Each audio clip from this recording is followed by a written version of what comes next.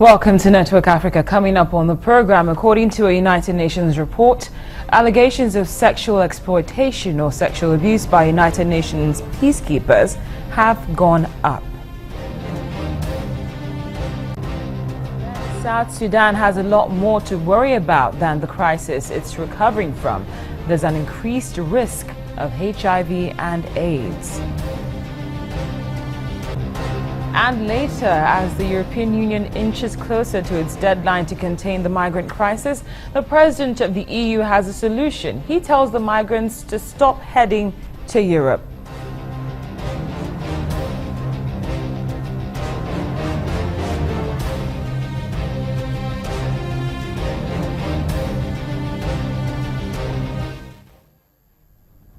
We're glad to have you join us on the first Friday of this month. This is Network Africa, and I'm Cynthia Are.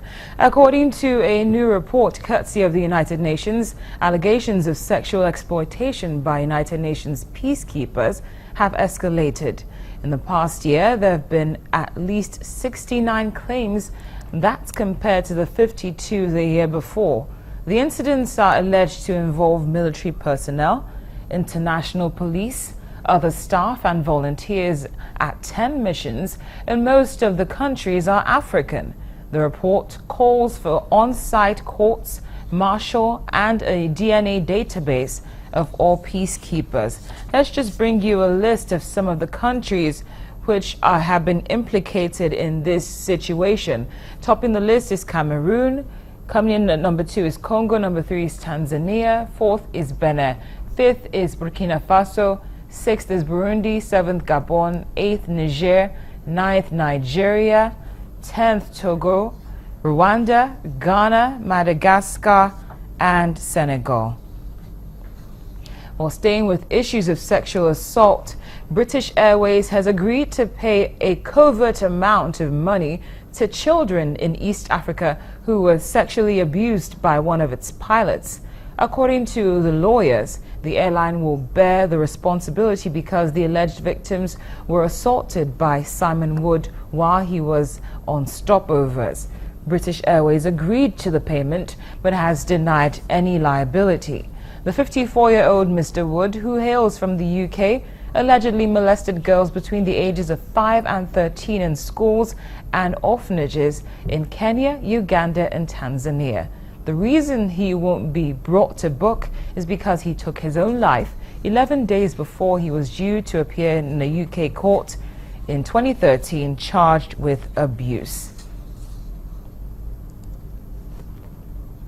We'll take a deeper look at some of those issues much later on the program, but for now, an Islamist fighter from Mali is accused of a war crime by destroying religious monuments in Timbuktu. We brought you that story earlier this week, and this is the first of such a case in the history of the International Criminal Court. Here's how the proceedings went midweek.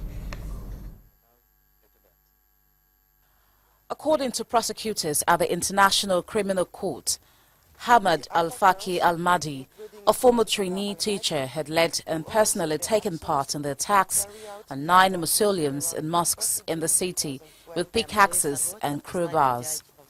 Al-Mahdi is the first person to be charged with destroying cultural artifacts by the court. Wearing a frilled white shirt and rimless spectacles and rising to confirm he understood the charges, Al-Mahdi cut a very different figure from the warlords and political leaders who have previously appeared before the International Court accused of killings and human rights abuses. He said he understood the charges against him. Mr. Ahmed Al-Faki Al-Mahdi and the co-perpetrators revealed to the whole world their contempt for these buildings and for the rules set out by the Rome Statute, which defines such a conduct as a war crime. Let us be clear. What is at stake here is not just walls and stones. The destroyed mausoleums were important from a religious point of view, from an historical point of view, and from an identity point of view. Bensouda compared the attacks on the ancient seat of learning to the destruction wrought by Islamic State militants in Palmyra in Syria and the Taliban's 2001 defacement of the Bamiyan Buddha statues in Afghanistan.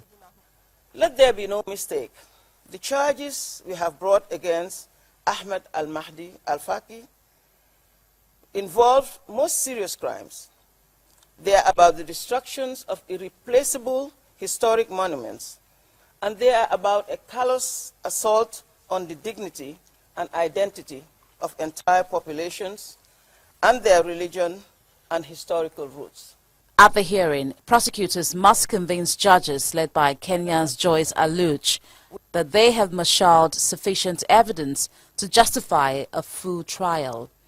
The ICC has been examining events in Mali since 2012, when Tuareg rebels seized part of the north, imposing a strict interpretation of Islamic law. French and Malian troops pushed them back the following year. Bensouda insists al-Mahdi, who is known to his followers as a religious scholar, had helped plan and lead the attacks, implementing rulings on the Islamic tribunal set up by the rebels occupying Mali. We will prove that Mr. al-Mahdi espoused a common plan to attack these sites, buildings and monuments. He was proactive and determined leader of this attack. He oversaw it in his capacity as head of the Morality Brigade, the Hizbah. He also physically participated in the attack and destruction. Most of the associates with whom he had planned the attacks were now dead. Still to come on Network Africa, South Sudan has a lot more to worry about than the crisis it's recovering from. There's now an increased risk of HIV and AIDS.